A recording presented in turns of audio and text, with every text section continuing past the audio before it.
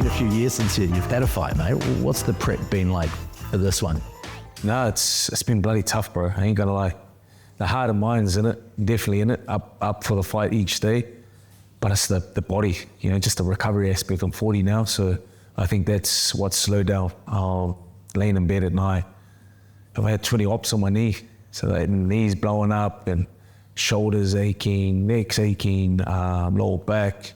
But, you know, to get the fruit, you got to work hard, you know, and that's what these next the last 4 weeks have been. The next 4 weeks will be the same. So I pestered you a little bit when we were at the Blues together to take him out back then. Why now? To be honest, that was my question, James. 3 years ago after the Mark Hunt fight, I knew that that's it, you know, I'm a realist. And with having, you know, I've got 5 kids now, thank God. I was kind of like, I know that, you know, there's more to life than just still trying to be a sportsman. So we went to him and we said, look, let's one last fight, one last hurrah, let's get it done. And we're down to the final hurdle, 50-50.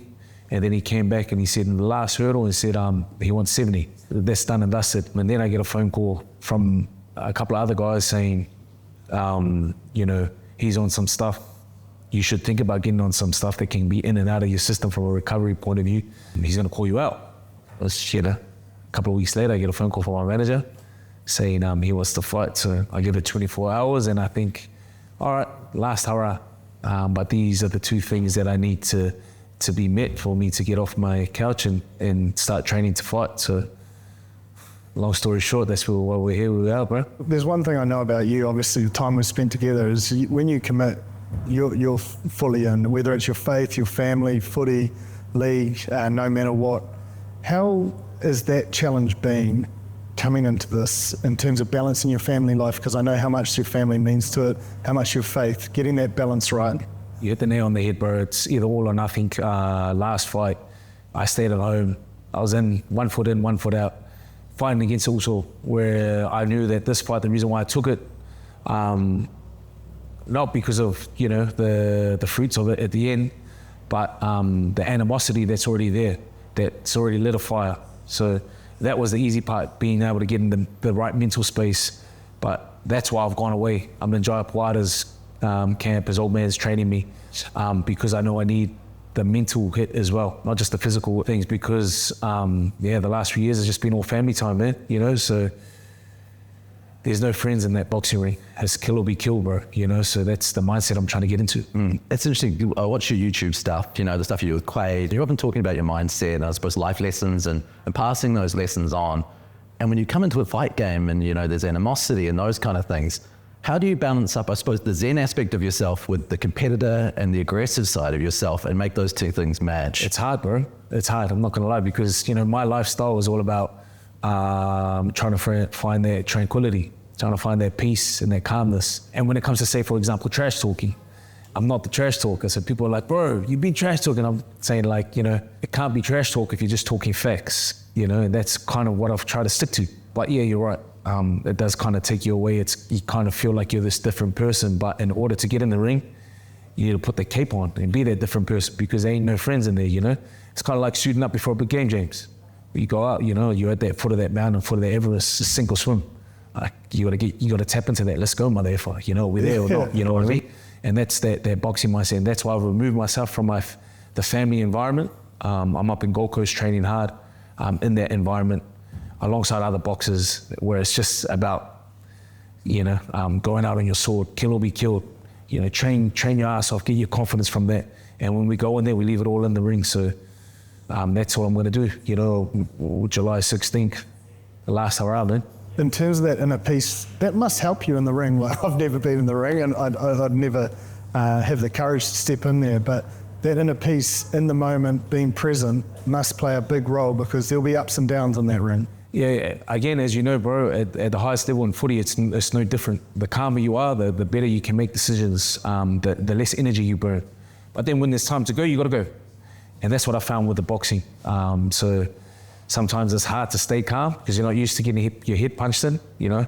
And still, you know, although I've had 10 fights, it's been over the period of 15 years. So every time I've gone back in the ring, every time I started training again, it's like starting again. I get to feel that nervous energy again.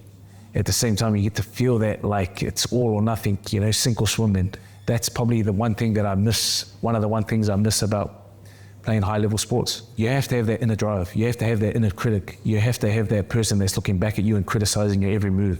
Only one place you can really feel that nervous energy. You can really feel like, have I done enough? I've got to step out into the unknown.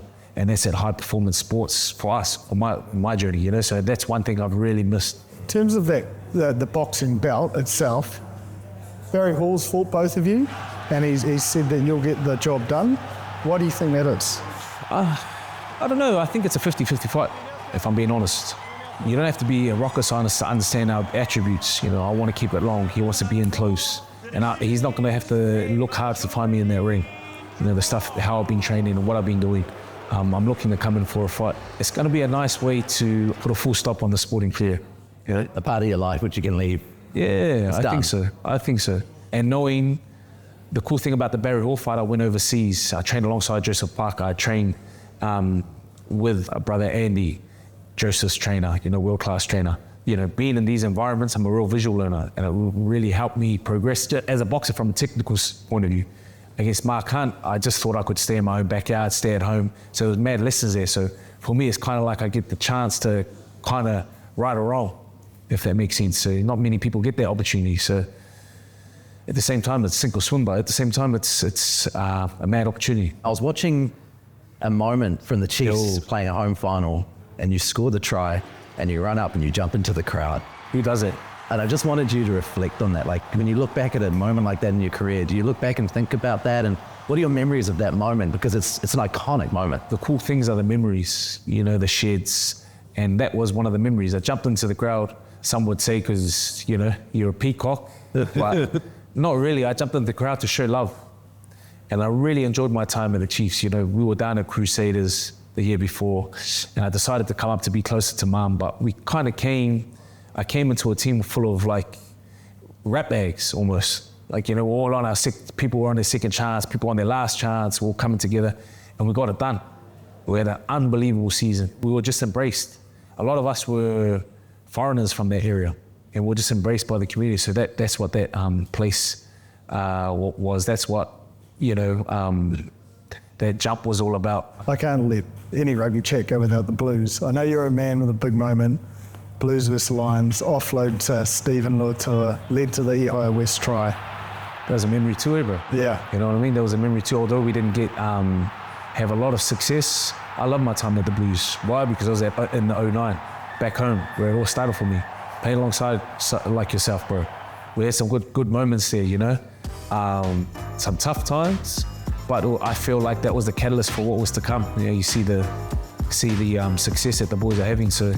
Well, here's to one more big moment on July 16, mate. Thanks, boys. All the best, guys.